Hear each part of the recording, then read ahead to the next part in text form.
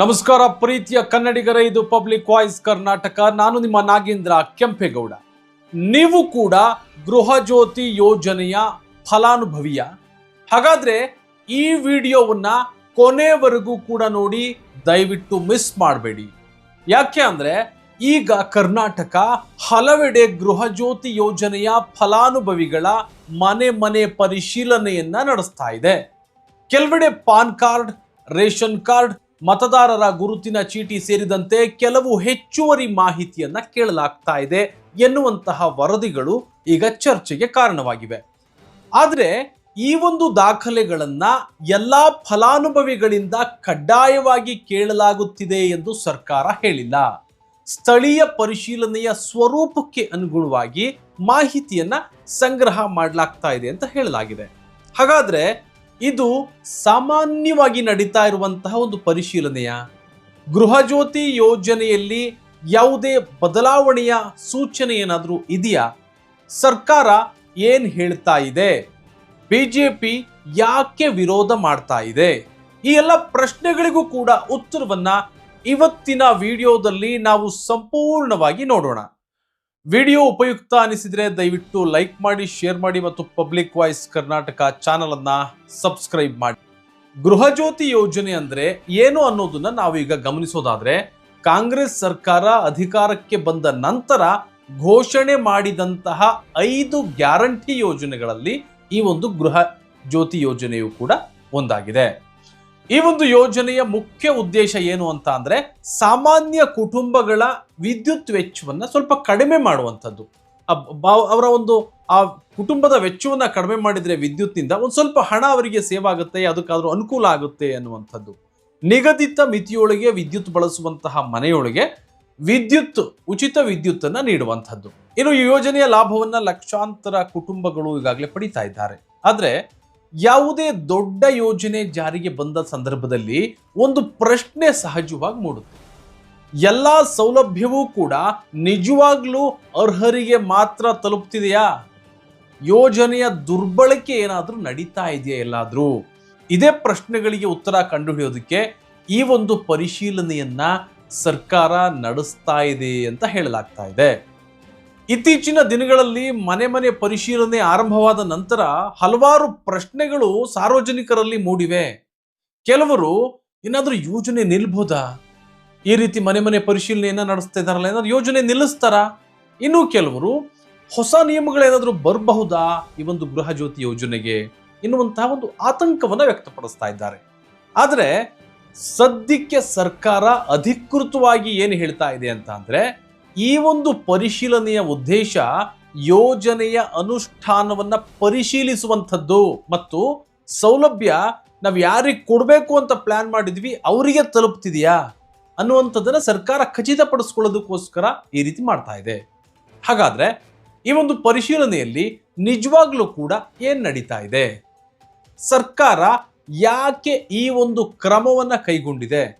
ಮನೆ ಪರಿಶೀಲನೆ ಯಾಕೆ ಈಗ ಇಷ್ಟೊಂದು ಮುಖ್ಯ ಅನ್ನುವಂತಹ ಪ್ರಶ್ನೆ ಬರೋಣ. ಇನ್ನು ಸರ್ಕಾರ ಈ ಪರಿಶೀಲನೆಯನ್ನ ಯಾಕೆ ಆರಂಭ ಮಾಡಿದೆ? ಜುಲೈ 1ರಿಂದ ರಾಜ್ಯದ ವಿವಿಧ ಭಾಗಗಳಲ್ಲಿ ಅಧಿಕಾರಿಗಳು ಮನೆಗೆ ಭೇಟಿಯನ್ನ ನೀಡಿ ಮಾಹಿತಿಯನ್ನ ಸಂಗ್ರಹ ಮಾಡೋಕ್ಕೆ ಪ್ರಾರಂಭ ಮಾಡಿದ್ದಾರೆ ಆಲ್ರೆಡಿ. ಸರ್ಕಾರದ ಪ್ರಕಾರ ಈ ಒಂದು ಪರಿಶೀಲನೆಯ ಮುಖ್ಯ ಉದ್ದೇಶಗಳು ಯಾವ್ಯಾವು ಅಂತ ಅಂದ್ರೆ, ಮೊದಲನೆಯದಾಗಿ ಗೃಹ ಜ್ಯೋತಿ ಯೋಜನೆಯ ದುರ್ಬಳಕೆಯನ್ನ ತಡೆಯುವಂಥದ್ದು. ಅರ್ಹರಿಗೆ ತಲುಪಬೇಕು ಈ ಒಂದು ಗೃಹ ಜ್ಯೋತಿ ಯೋಜನೆ, ಬೇರೆಯವರು ಕೂಡ ಏನಾದ್ರು ದುರುಪಯೋಗ ಪಡಿಸ್ಕೊಳ್ತಿದ್ದಾರಾ ಅದನ್ನ ತಡಿಬೇಕು ಅನ್ನುವಂಥದ್ದು ಮೊದಲನೇದು. ಇನ್ನು ಎರಡನೆಯದಾಗಿ ಅನರ್ಹ ಫಲಾನುಭವಿಗಳನ್ನ ಕಂಡುಹಿಡಿಯುವಂಥದ್ದು, ಯಾರು ಅನರ್ಹರಿದ್ದಾರೆ ಅನ್ನುವಂಥದ್ದನ್ನ. ಇನ್ನು ಮೂರನೇದಾಗಿ ವಾಣಿಜ್ಯ ಬಳಕೆಗೆ ಯೋಜನೆಯನ್ನ ದುರುಪಯೋಗ ಏನಾದರೂ ಪಡಿಸ್ಕೊಳ್ತಾ ಇದ್ದಾರಾ ಅನ್ನೋದನ್ನ ಪರಿಶೀಲಿಸುವಂಥದ್ದು ಕೂಡ ಆಗಿದೆ. ಅಂದ್ರೆ ಗೃಹ ಜ್ಯೋತಿ ಯೋಜನೆಯನ್ನ ರದ್ದು ಮಾಡಲಾಗುತ್ತಿದೆ ಅಂತ ಸರ್ಕಾರ ಎಲ್ಲೂ ಕೂಡ ಹೇಳಿಲ್ಲ.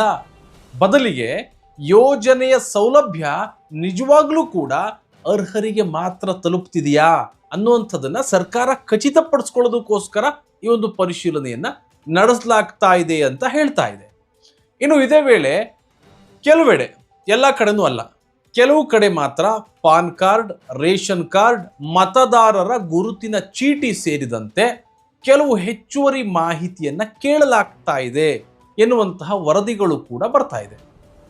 ಆದ್ರೆ ಈ ಒಂದು ದಾಖಲೆಗಳನ್ನ ಎಲ್ಲಾ ಫಲಾನುಭವಿಗಳಿಂದ ಕಡ್ಡಾಯವಾಗಿ ಕೇಳಲಾಗ್ತಾ ಇದೆ ಅಂತ ಸರ್ಕಾರ ಎಲ್ಲೂ ಕೂಡ ಅಧಿಕೃತವಾಗಿ ಹೇಳಿಲ್ಲ.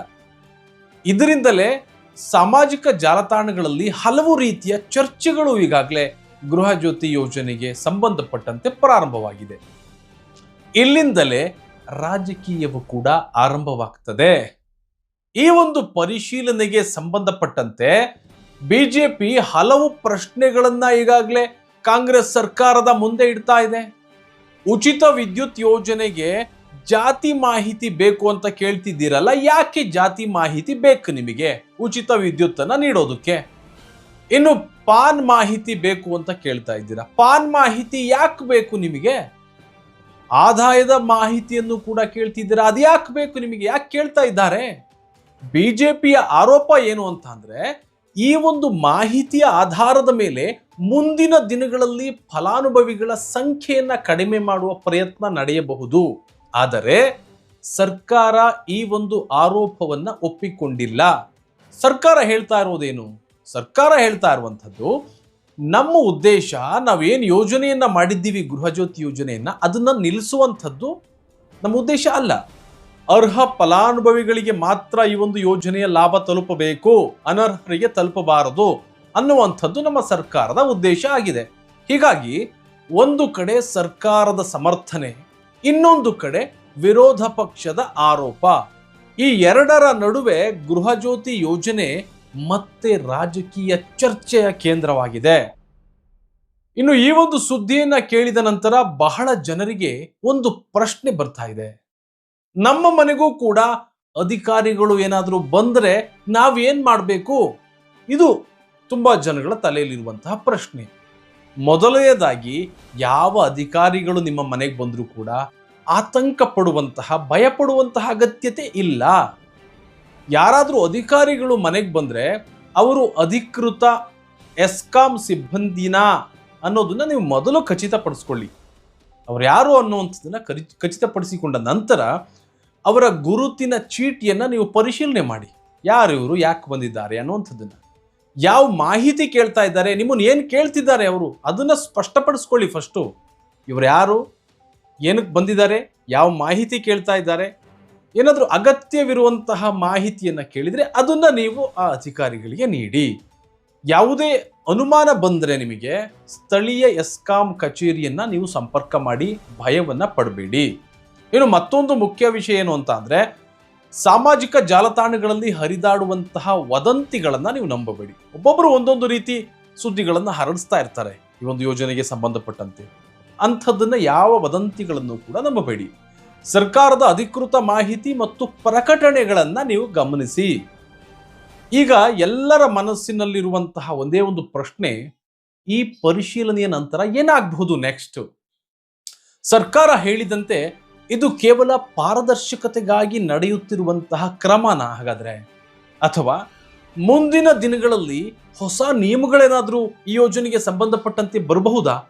ಈ ಪ್ರಶ್ನೆಗಳಿಗೆ ಉತ್ತರ ಸರ್ಕಾರದ ಮುಂದಿನ ಅಧಿಕೃತ ನಿರ್ಧಾರಗಳಿಂದ ಮಾತ್ರ ಸ್ಪಷ್ಟವಾಗಲಿದೆ. ಯಾವುದನ್ನು ಕೂಡ ನಾವು ಹೀಗೆ ಆಗುತ್ತೆ ಅಂತ ಹೇಳೋದಕ್ಕಾಗಲ್ಲ ಮೊದಲೇ.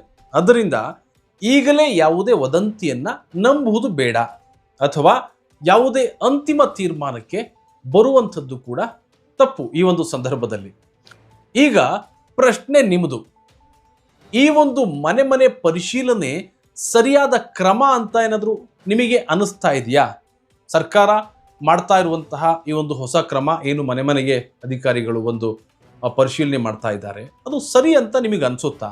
ಅಥವಾ ವಿರೋಧ ಪಕ್ಷ ಹೇಳುವಂತೆ ಇದು ಮುಂದೆ ದೊಡ್ಡ ಬದಲಾವಣೆಗಳ ಆರಂಭ ಅಂತ ಏನಾದರೂ ನಿಮಗೆ ಅನಿಸ್ತಾ ಇದೆಯಾ?